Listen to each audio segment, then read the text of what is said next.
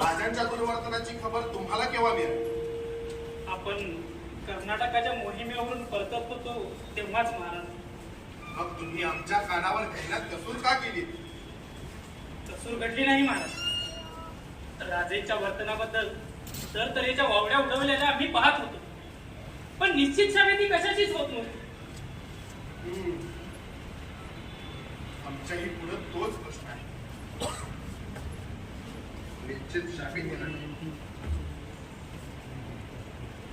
आणि खात्रीला एक पुरावा नाही.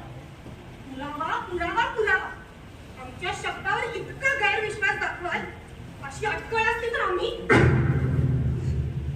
राणी साहेब एका उद्या चोराची जान खतऱ्यात आहे आणि तुम्ही आपल्या शब्दाचे मिजाज आम्हाला सांगता.